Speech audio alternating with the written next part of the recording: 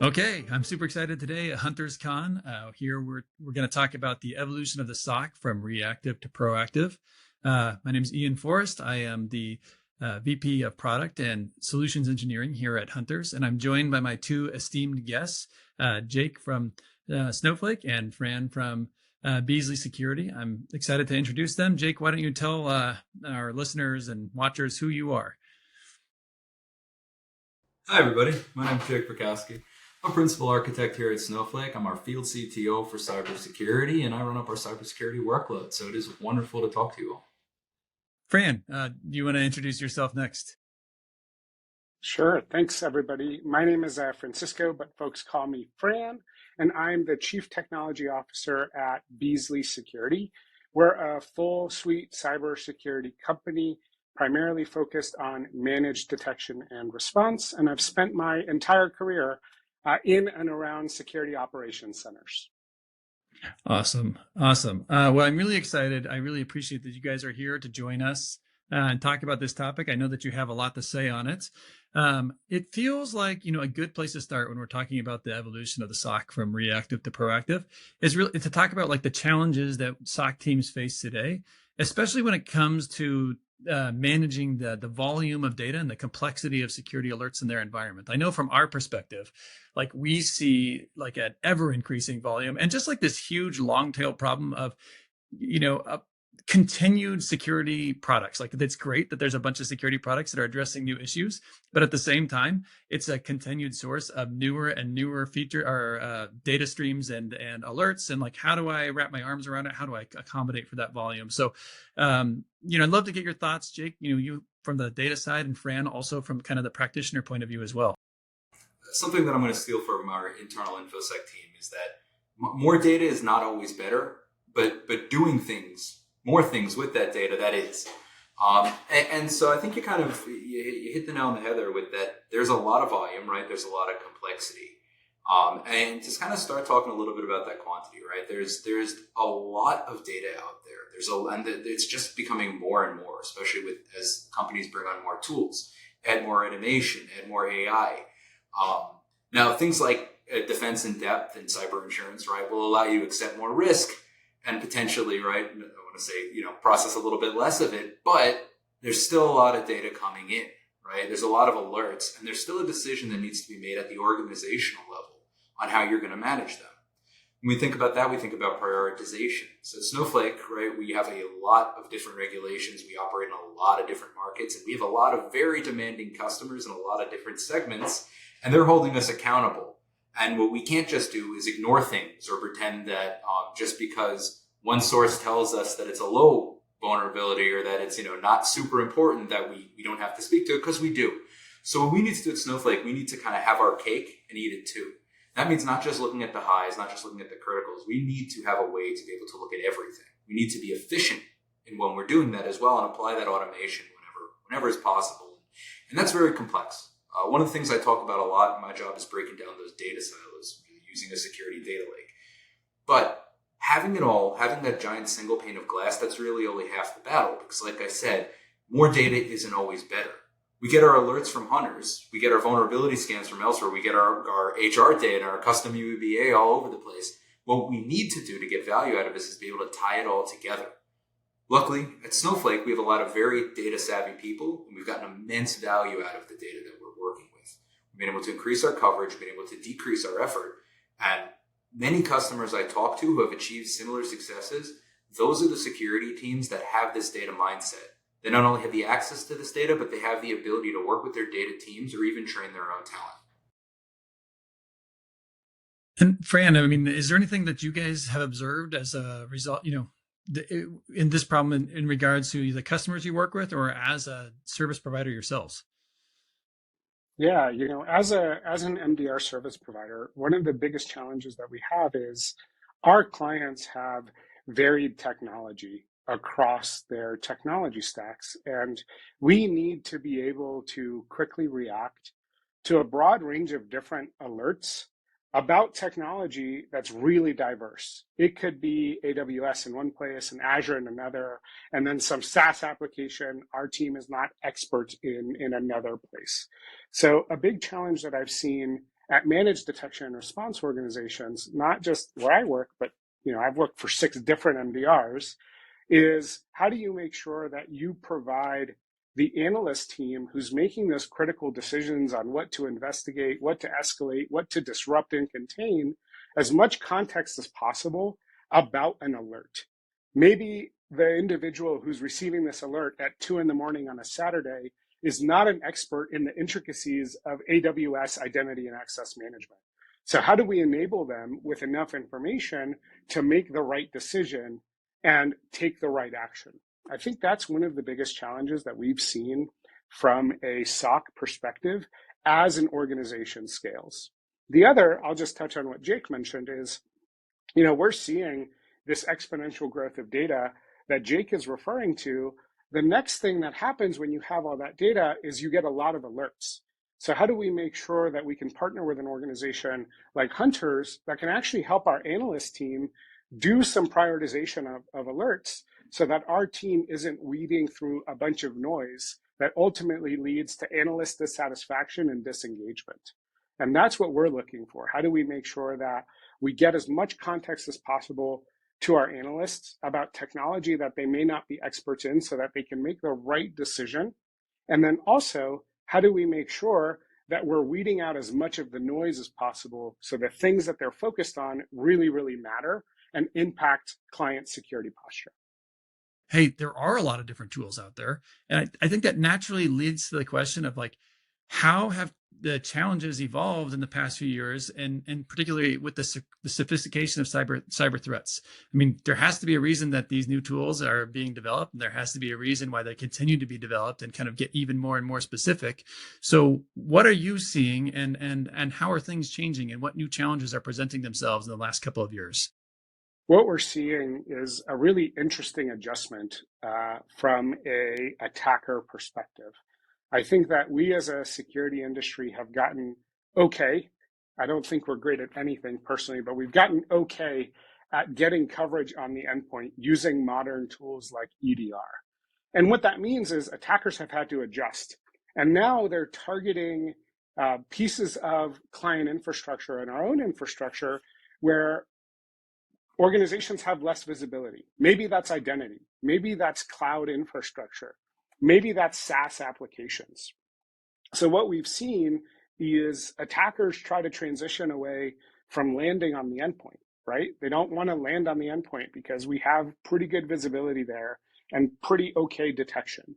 How do they make sure that they break in via identity where maybe we don't have as great coverage against identity threats, or maybe we don't have all the visibility that we need on modern workplace applications like Google Workspace or Office 365.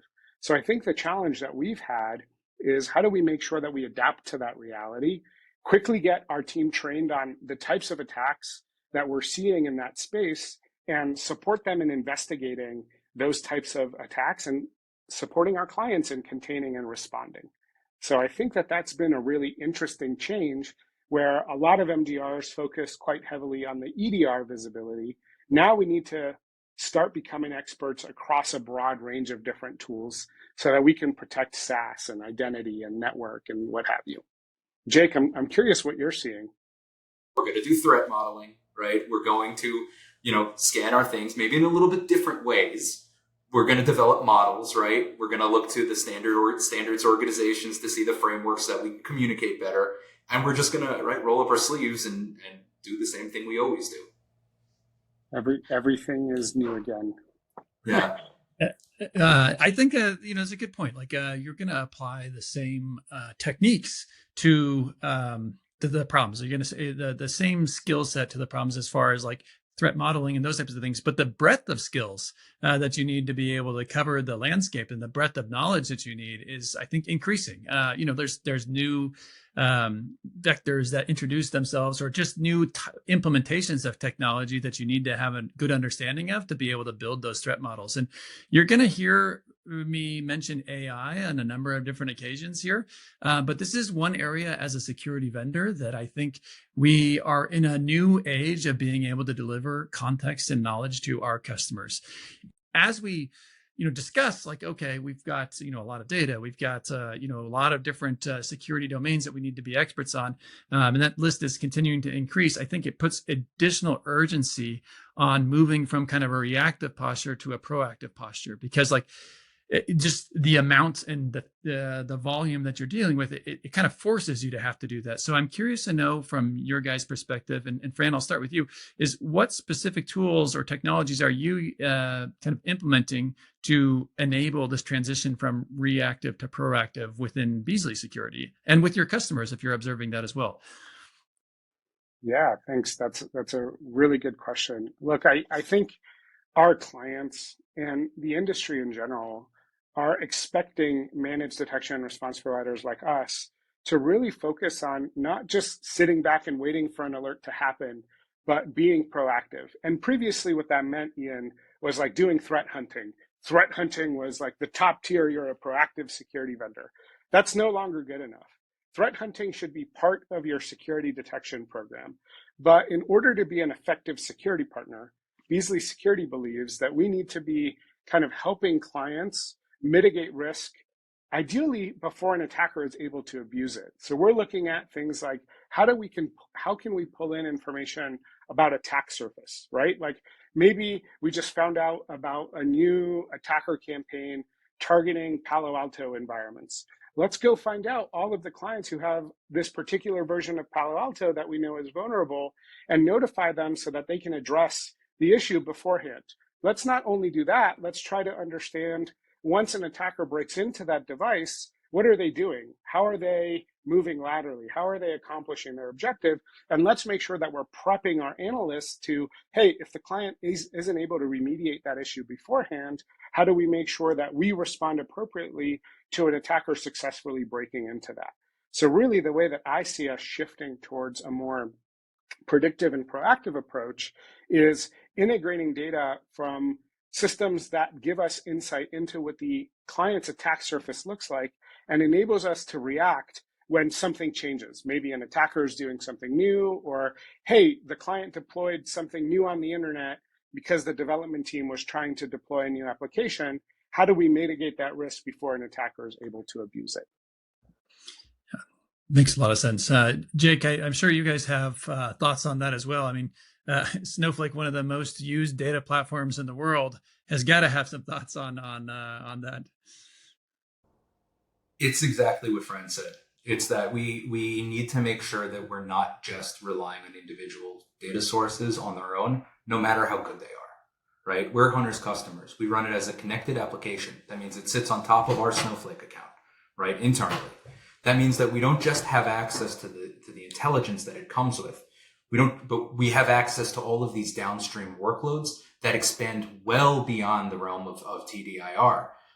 Again, I mentioned we had those same tools everybody else has, right? We use Hunters. We have our own HR system, CMDB. We have multiple threat intelligence providers, including the ones that Hunters already enriches with. What we need to do internally is we need to tie all this together. We need to correlate everything together. We need a single pane of glass that can then be used to provide all of that context to an incident responder. One of the things, we've talked about a couple of times is threat detection, investigation, and response. And kind of that being the core of security operations. I'm not sure that I like that we have a kind of a term for describing it now, and really kind of encapsulating what a SOC team is trying to do. We've talked about kind of modernizing some aspects of the SOC, but specifically, how do you see the processes of TDIR as a whole being changed to address kind of the modern threats that we see out in the wild today? Yeah, I think a lot of it needs to be around. I know Jake said that more data is not always better, but honestly, in this case, I think it is. It's all about getting the right context to the analyst at the right time, right? If you've ever worked in a SOC, which I have, I've worked for plenty of SOCs. One of the hardest things is like trying to understand context. Who is this user? What is this machine? Is this normal? What applications are installed on this computer? Where else have we seen this thing before? And I think that what needs to change, and quite frankly, what Hunters does already, at least for our team, is providing that really critical context to an analyst in the tool so that we don't have to go pivot to another tool, right? So like when we're looking at a hunter's alert, we can immediately find out who is this user, what department are they, but also what is this computer? Is this computer managed? Is it a domain controller?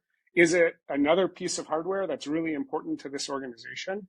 And to us, Ian, to be honest, as a managed detection and response provider, that is golden.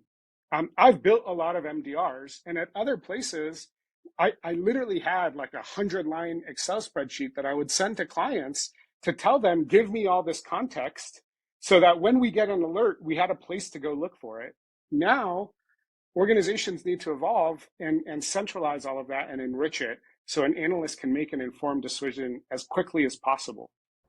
You're right. I spent a lot of time just talking about the downstream workloads, but that upstream workload is just as critical, because that's how that works. When you have that open architecture, when you have that data backend that you own, you're not limited to the amount of data that you could store. It's exactly like you said. It's about that context, right? Any old SIM can tell you that you have a cobalt strike, possibly on your network, but when that alerts at 2 a.m, you want to also know, well, is there any lateral movement going on? Where is that? Is that when it has access to things like network logs, when it has access to things like a CMDB that your legacy SIM may not have had access to, that's going to be the difference between a lot of people waking up in the middle of the night and something that's likely false positive.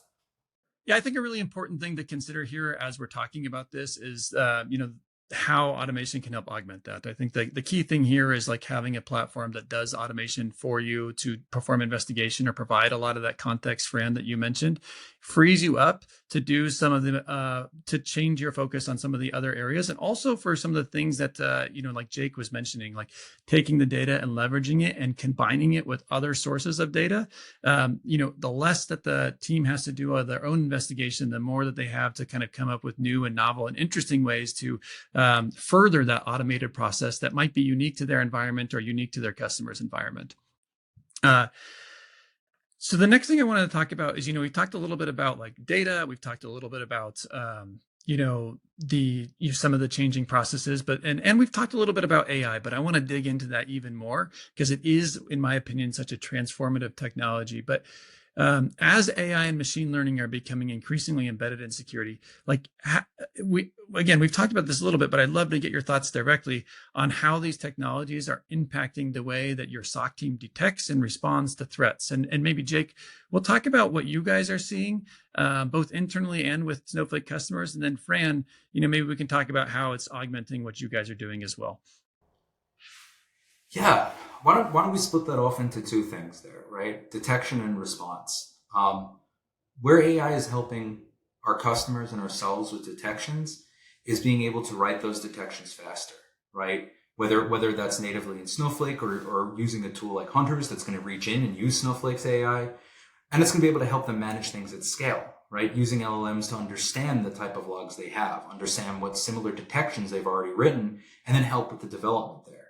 Now, we do see some LLM-based detections, and we actually do run a few as well. But there's two obstacles that will generally prevent most of our customers from implementing this at scale. The first is obviously cost. LLMs use a lot of compute compared to a traditional query. And when you're running tens of thousands, if not many more a day over a massive data set, that's going to add up very quickly. That's going to be very slow. The second is that it's not always necessary, right? We're almost always looking for something specific. We're looking at that machine data. We're looking at that network logs. We generally don't need an LLM, but there are some exceptions.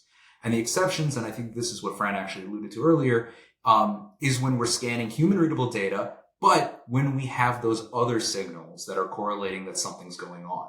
So it's like an enrichment that will provide prior to an IR that we know we're going to need to provide, right? It's giving the additional context. So, like for instance, the summary of a finding, which I know Hunters already does in your platform. But I'll give you another example, right? Downstream, right? We always want to check up on break glass access. And the first thing we always want to do is we want to check to see if someone's filled out the proper paperwork. Unfortunately, the last thing that an engineer is going to be thinking about when they're trying to fix a production outage and breaking that glass is filing the proper paperwork. So almost always what we need to do is we need to parse what was submitted, determine, if it is proper, if it is a real reason, or if the analyst needs to get out of their chair, find the engineer who's working on it and have a conversation. And again, right, that's a great use case for us. We're not necessarily adding to detection. We're pre-enriching though, because we know that we're going to be able to save the analyst work, and we're going to be able to reduce the time that it takes to investigate and close that alert. The second area is in terms of response, right? And so what we're using a lot of AI to enrich our data. So let's just say we get a UEBA alert, right? We have some machine learning models that we train. We're feeding in data from hunters and various other sources.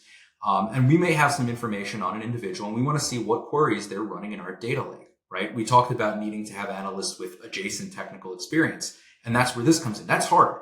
We need to understand who the individual is, what queries they're trying to run, what data they're accessing. We need to actually figure out what the query is trying to do, which means parsing SQL, whether it's relevant to their job. And then if not, well, what was the risk of them accessing that data? Was there any damage? Was this a delete? What could they possibly do with that data?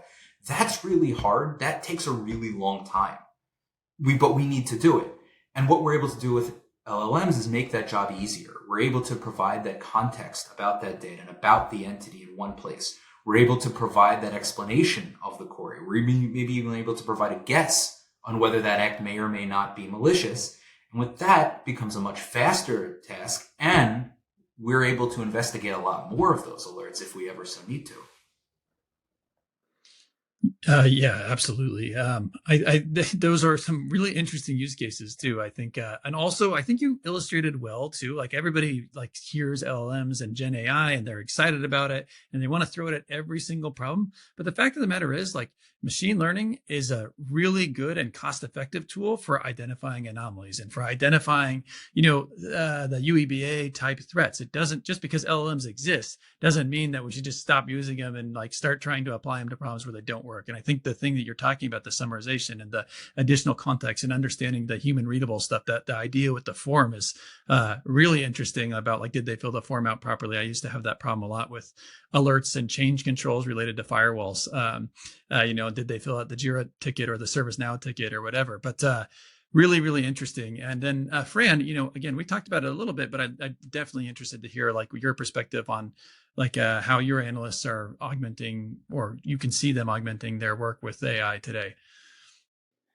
Yeah, absolutely. I'm very aligned with Jake. I will mention one of the most interesting challenges that you'll run into, like MDR at scale, is, today what we have to do is produce like kind of like incident response battle cards with like, hey, if you see this, here's what you should investigate. Here are data that you should go look at, or here's how you should respond and contain an attack.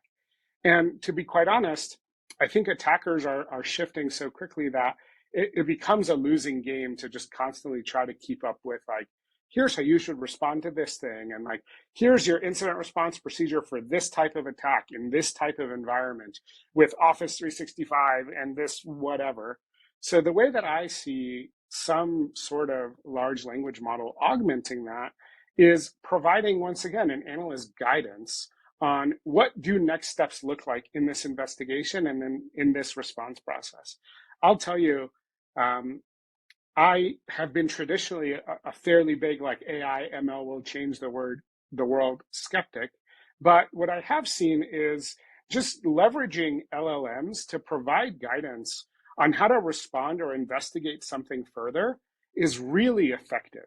If it has the context on what have we seen so far from an alert, what do you recommend I do next? Just because it's got so much context, it's had so much training, it can really provide an analyst who may not be an expert in XYZ technology a really fantastic next step to take the next step in that investigation and understand the context more. Maybe the attacker did XYZ. What does that mean to you as a security analyst? And what does that mean to the client or to the organization? And how do you contain this next? Is it disabling an account? Is it isolating an endpoint?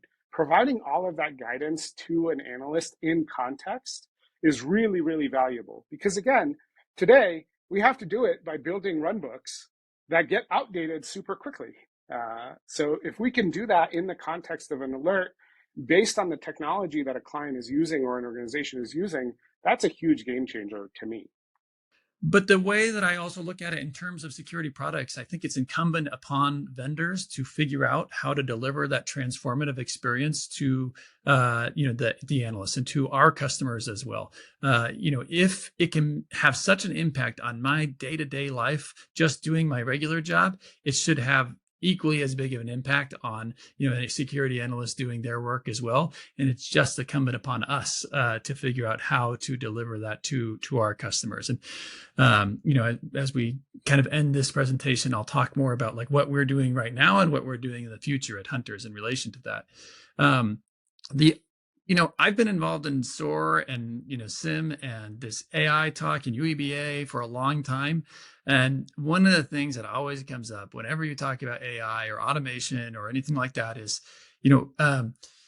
how do you ensure the human element? Because there's two things that usually happen. Like people, are worried about what happens when the machines start making decisions for us and start like doing, the critical thinking. And the other thing is like, are we replacing the humans? Like, are they going to lose their jobs? Are we taking jobs away from people? And I think, the answer to both of those is a resounding no. And, but I'm curious to know from you guys, like, how do you ensure that a human remains an essential part of SOC operations and kind of remove some of that fear that people might have in relation to kind of AI and automation being, so heavily embedded and increasingly embedded into the security operations? Well, the short answer is I don't think we need to do anything to ensure that. I think that, as you pointed out, that there is a tendency to focus on automation, reducing toil, right?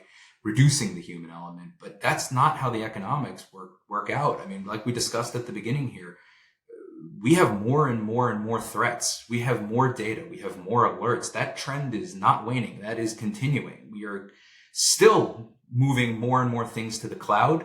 We have more regulations every day that's adding more things we need to do. We have AI enabling engineers to create vulnerabilities faster. And then we have the same AI enabling threat actors to exploit those vulnerabilities faster and at scale. You also take a look at that last example I gave, right? That task is very time consuming. That task requires specialized expertise to manually parse a user's queries. And that's something that maybe we at Snowflake could do, but a lot of companies cannot do that cost effectively. And in a pre-AI world, they may have chosen to accept that risk. And what AI has done is that's decreased both the time and that tangential specialized non-security expertise, in this case SQL, that was required for experts to investigate. So when I look at it, what do I see? I see more demand, and I see a reduced opportunity cost for that human element. I would say that humans aren't going anywhere. Also totally agree. Fran, do you have thoughts on that as well? Yeah, absolutely. It's funny. I couldn't agree with Jake more. I think, again, we do need to augment humans with additional knowledge and context. But it's funny. I was recently at a CISO event, and I had a bunch of CISOs around me, and we were talking about like, how much are you automating response? And the answer around the table was like, well, it depends. What's the sensitivity of this asset to my environment? Hey, is this business critical? What's the alert? Why does it matter? And what's the context? So I think realistically, we're a ways away from automated response. So if you think about a SOC, right, we're here not just to detect, we're here to respond and contain to prevent an attacker from achieving their objective. And the reality is, when it comes to responding, there's so much context that's necessary that a human needs to be involved, I think, for the foreseeable future in making the decision as to like, hey, is it appropriate for me to potentially disrupt the business of an organization, either my own or one of our clients, by taking this response action? What is the response action going to impact? Am I going to isolate a server that's helping process credit cards on Black Friday? Am I going to bring down a critical application for this organization?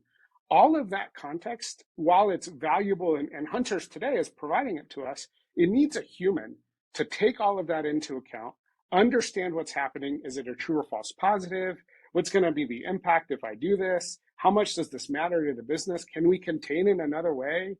All of that requires human expertise and quite frankly, somebody with a brain to make that decision. I don't know very many CISOs who are going to hand over control of their organization much less C-suite, executives to like automated response without somebody in the loop making those decisions based on all that information. Yeah, I think you guys, really hit the nail on the head. I mean, we at Hunters, we definitely envision a future with AI heavily involved, but we don't envision a future with the analyst removed. And I think it's for the exact two reasons that you brought up. The analyst, we need a human to be the one that owns the risk associated with making the decisions in relation to response.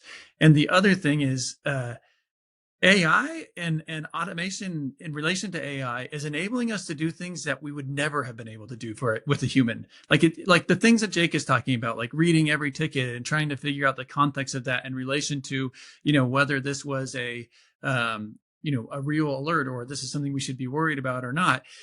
In reality is not something that like most organizations, like Jake said, can do at scale. And I think that part is really important. Is like the AI and automation should be enabling us to do more than we were ever able to do before. And that's not removing people. That's just essentially adding virtual people to your environment that you could never have had access to before. So I think that's like again, a really important aspect, and you guys really nailed it on that topic. The other thing I think that comes up a lot when you talk about integrating AI and you talk about automation as well, but specifically in relation to AI is the trust and transparency that comes along or that is required when kind of embedding these tools into your security operation, into your security workflow. Fran, you probably have to deal with that more than anyone, in the sense that like you not only have to deal with it from like your internal uses and whatnot, but also in relation to every customer that you talk to that's using your services. So how do you kind of broach that subject, and how do you ensure that happens? Yeah, that's a really great question, Ian. Look, for us, part of the way that we like to go to market and talk to clients is transparency is at the core of what we do. For us, we really focus on like every single action that we've taken on a client's behalf. They can go into our portal and audit. And the reason I mention that, Ian, is if we're thinking about integrating AI into our security operations center, what would be critically important is how do we communicate to the client how we use the information that the AI provided us, like a large language model, to make an investigative decision and then potentially take a response action on their behalf. So what's really important to me is, hey, what information did an analyst use from a large language model to make a decision about an investigative outcome? Why did they think this was a true or false positive? And then, hey, how did an AI guide them to taking the correct response action that they themselves as a human thought made sense? And one thing that I would love to see in vendors integrating AI is also just like context. Something I appreciate in some tools like ChatGPT is they've now started introducing like little links to, hey, here's where in the documentation I found this. Here's why I'm telling you this. I think if we're able to, incorporate that into how our team is responding and using AI, that helps us be transparent with our clients on why we made a particular decision and what outcome we made.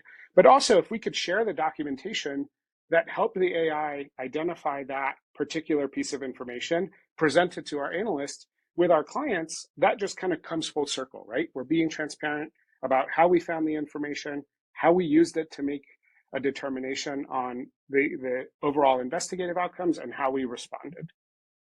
Yeah, I guess I'll talk about two things. The first is kind of what we alluded to earlier, getting into a common model that you already know, right? Let's not reinvent the wheel. And the first has to do with just how you would build really any kind of agent, right? We talk about isolation. I mentioned earlier, companies don't want to be shipping sensitive information outside their boundaries. We're this exact same way. We run our AI workloads, we run our model training, we run all of our LLMs and our AI-enabled applications. All of that runs in our security perimeter. That's what Cortex is. If you ever hear Snowflake speaking about Cortex, that's our umbrella name for all of our AI tools. We create the cutting edge tools. We host the cutting edge models, but we let customers run it in their perimeter. Or if it's a company like Hunters, run inside of their customer's perimeter. We're controlling access through the same RBAC techniques that we already know, right? We're applying the same data masking. And we're providing the same auditing to these AI agents, if you will, that we do to the human users, because that's a model we already know. so that's the first thing that we're doing to just ensure that trust, right, is the exact same thing we always do.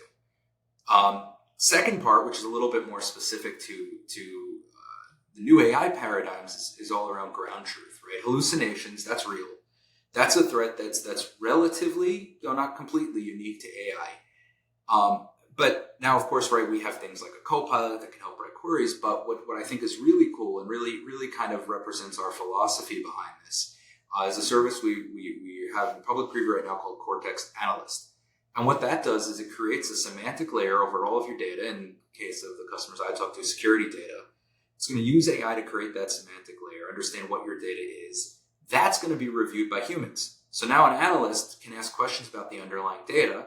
That semantic layer, which has been verified correct, is going to then be able to use that context and answer those questions. Now, the first thing it's going to do in this case, right, I'll walk through actually all the things that we do to ensure the lack of hallucinations. First thing we're going to do is we're going to return the way that our analyst interpreted that question to make sure there's no misunderstanding about what's being answered. The service doesn't know, it's just going to say, I don't know, and maybe make a couple of suggestions as well. But what it's not going to do is it's not going to guess. The second thing is that we're going to then use that semantic model so that we know, for instance, things about that data. We know that, say, criticality and severity really mean the same thing.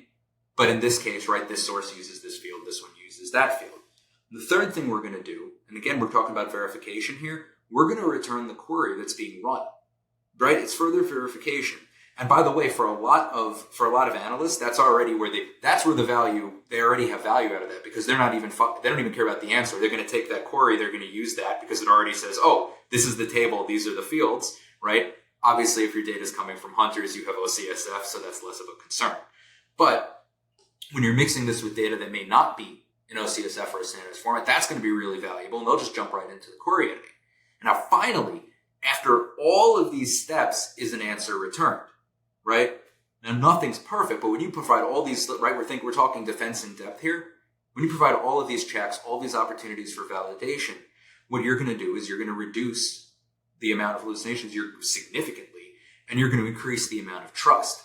Now, the very cool thing about Analyst, by the way, all this is exposed to your REST API. So not only can you use this and say a Streamlit app to query these, but things like an application like Hunters could presumably in the future integrate this. And if you're building an application, whether it's an internal application, whether you're an MSSP, right, building on top of Hunters, you can now use that data, use that already. We made this for you, right? You can query that, expose that to end users in the way that you think they need to see that and improve their customer experience.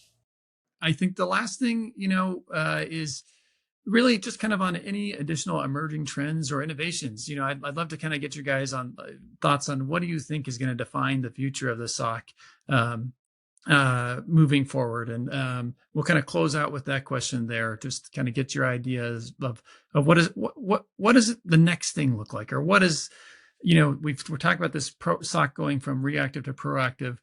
What are they building around, or what is the next innovation that they're leveraging to kind of take it to the next level? And Jake, maybe we'll start with you there. Sure. Well, I think no surprise for me. For me, it's all about the analytics data, the analytics layer, right? More data, more need for flexibility, more need to have that single pane of glass, that near real-time compliance view, the ability to run your SIMs and other security applications on that data layer directly. That's why I joined Snowflake. This is actually still very much, I know the people on this call, right, we're very familiar with it, but it's still very early stage. But it is growing. I used to have to begin a lot of my conversations with what is a security data lake and why should you use one to power your SIM? Something like Hunters on top of one. A conversation last week where the customer right off the bat informs me Snowflake is their security data layer, but they want some advice on choosing a SIM that best integrates with it. My take is that companies like Snowflake, we're not creating this demand. This is coming organically. This is coming because leaders and practitioners, they're realizing that a lot of their problems are really data problems, that they're best off using the data tools, using the data techniques that have been developed for a very long time to solve these problems, because these problems, this pain, this is not really new, but in the security community, for a lot of customers, it's new for them. So that's where I'm going to end it. it's funny to think about the fact that for so long, SIMs have held so much high value information that has kind of been like locked into them with proprietary formats and proprietary databases that makes it really hard to get to. The reality is, we're having conversations every day, every week with clients who say, hey, what else can we use this data for? And quite frankly, we're having those same conversations ourselves internally, right? Like, there's a ton of value in the data that's being collected by security products like Hunters. And if we can leverage that in an open format using open technology like Snowflake to innovate on top of that data that's already been normalized for us, that is huge value. We have clients who are asking about like putting together dashboards that are unrelated to threat detection, but related to risk using data that's in Hunters through Snowflake. Like, that's exactly what we want. So I think we're seeing the shift towards this more open data lake model because the rest of the industries around security have already moved there. We're just late to the game. And the legacy SIM model has kept us there. So I'm excited to see us moving beyond that, to be quite honest. I love it. Selfishly, I love it, obviously, because it dovetails nicely with the hunter story. But also, I mean, it resonates well with me as just the person that cares about security and data. Jake, you mentioned that you went to Snowflake for exactly that reason. I went to Hunters because I fully believe in this decoupling of the data layer and the analytics layer and making that data available to so many other use cases. Like, it's so exciting to me, and we're very early on and like, we need partners like you to help customers realize the potential and value that they can get. But we're seeing that shift, and you guys are seeing it, we're seeing it. So it's really, really exciting.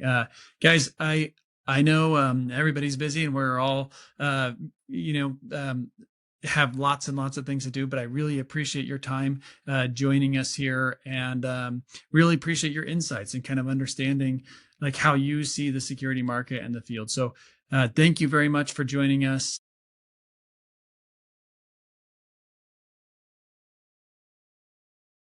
Obviously, from this conversation, AI is an important topic. It's on everybody's mind, and it's an important part of a strategy for any SOC moving forward. At Hunters, we strongly believe that and have believed that. That's why we've already built and delivered a extremely robust machine learning engine that helps our customers identify risks in their environment through baselining, through anomaly detection, and also embedded our analyst expertise into our auto investigation process, as well as the analysis of the results of those detections and that auto investigation process to help produce a prioritized list of alerts that are highly triaged and highly contextualized for analysts to make decisions quickly.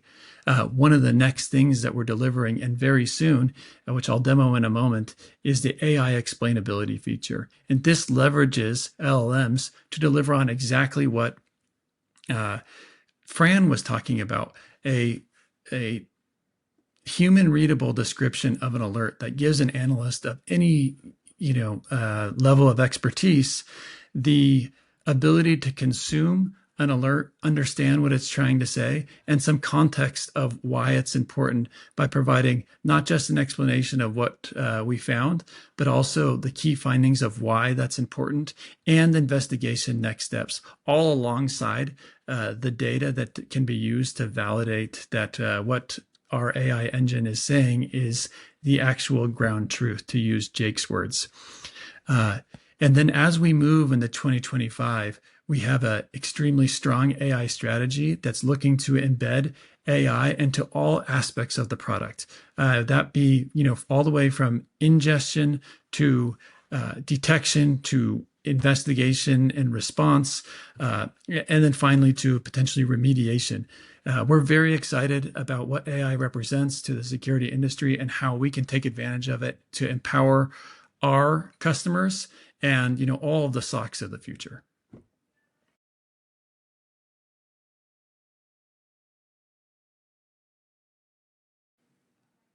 Okay, yeah, when we talk about that in context of like what Hunters is delivering in terms of AI, we're talking about our lead explainability capability. And this is an area where we're trying to augment the analyst's capability to make quicker decisions, but also provide them with that information that they can use to validate the recommendations or the explanations that we're providing, and also the recommendations that we're providing. And so we see how that manifests itself inside our product. We can go and look at a lead that we've generated. In this case, we see a process memory dump was performed using comm services, and we have this summarized with AI capability.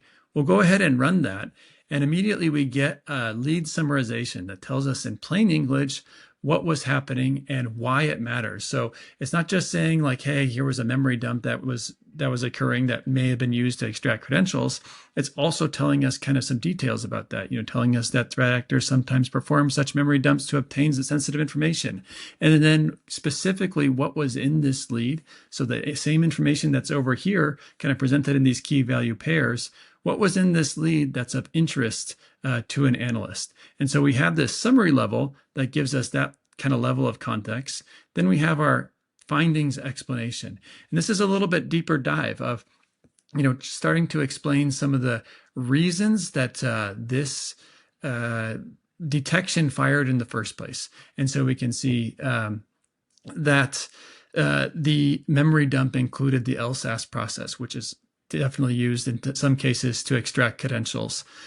We also see that the command was executed with a highly privileged account, which would mean that they might have access to more capabilities. And so again, ultimately giving the analyst more context and ability to understand why exactly we raised this alert in the first place, not just explaining it, but what are we, what are the indicators that are telling us that this was important and should be investigated?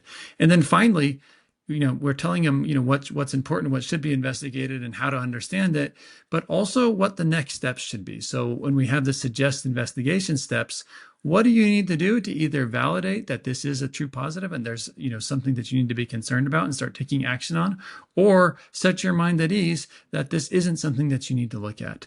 And the really important thing here is like when we talk about, not needing to remove the human and also being able to have that kind of trust and transparency layer is, yes, we're providing this level of summarization, and yes, we're providing kind of explanation of findings and investigation steps, but all of the data that supports these findings is right here on the right-hand side, so that an analyst can go and dig into it, do some of these validations, and to take some of those next steps in a very easy and manageable process that doesn't require lots of extra steps and allows them to kind of validate that what we're saying here is actually the truth and not a hallucination that often people are worried about with AI.